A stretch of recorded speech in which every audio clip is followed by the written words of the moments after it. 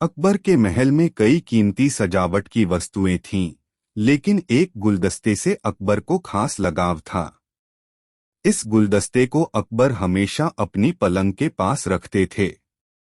एक दिन अचानक महाराज अकबर का कमरा साफ करते हुए उनके सेवक से वह गुलदस्ता टूट गया।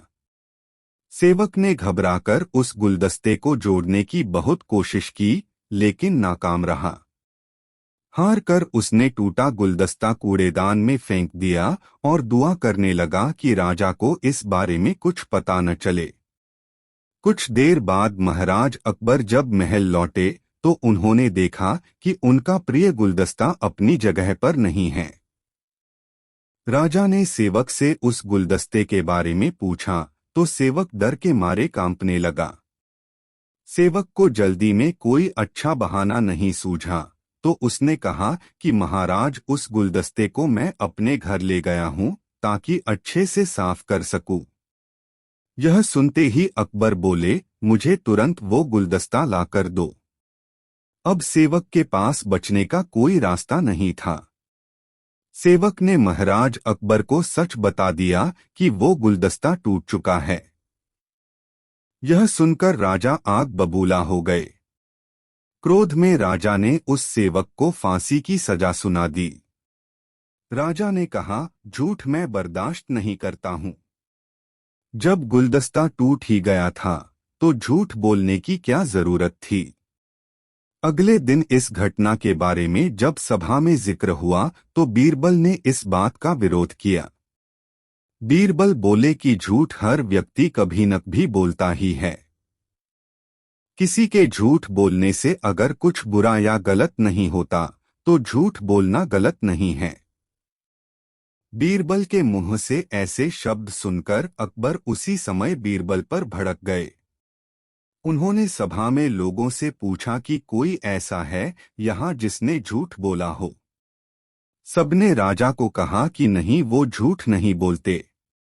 यह बात सुनते ही राजा ने बीरबल को राज्य से निकाल दिया। राज दरबार से निकलने के बाद बीरबल ने ठान ली कि वो इस बात को साबित करके रहेंगे कि हर व्यक्ति अपने जीवन में कभी न कभी झूठ बोलता है। बीरबल के दिमाग में एक तरकीब आई, जिसके बाद बीरबल सीधे सुनार के पास गए। उन्होंने जौहरी से सोने की गेहूं जैसी दिखने वाली बाली बनवाई और उसे लेकर महाराज अकबर की सभा में पहुंच गए। अकबर ने जैसे ही बीरबल को सभा में देखा तो पूछा कि अब तुम यहाँ क्यों आए हो। बीरबल बोले, जहां पनाह, आज ऐसा चमत्कार होगा जो किसी ने कभी नहीं देखा होगा।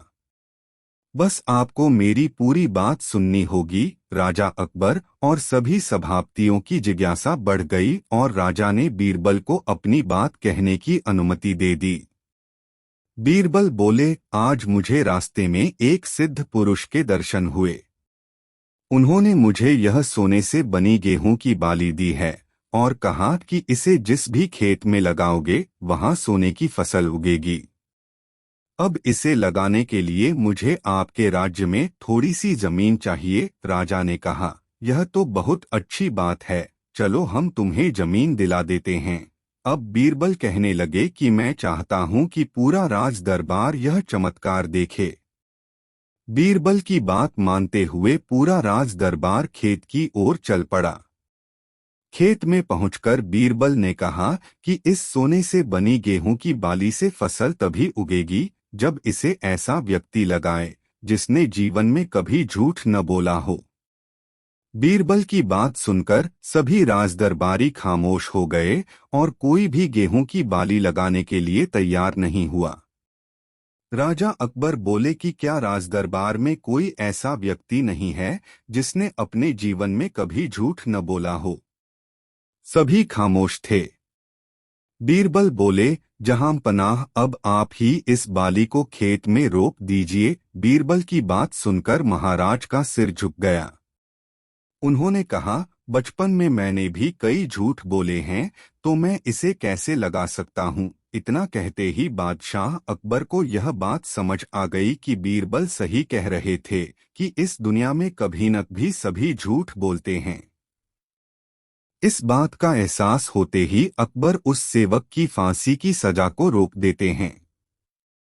कहानी से सीख: बिना सोचे समझे किसी को बड़ा दंड नहीं देना चाहिए। हर काम को सोच विचार कर ही किया जाना चाहिए। साथ ही एक छोटे से झूठ की वजह से किसी व्यक्ति का आकलन भी नहीं किया जाना चाहिए, क्योंकि कुछ परिस्थितियां ऐसी होती हैं कि लोग झूठ बोल देते हैं।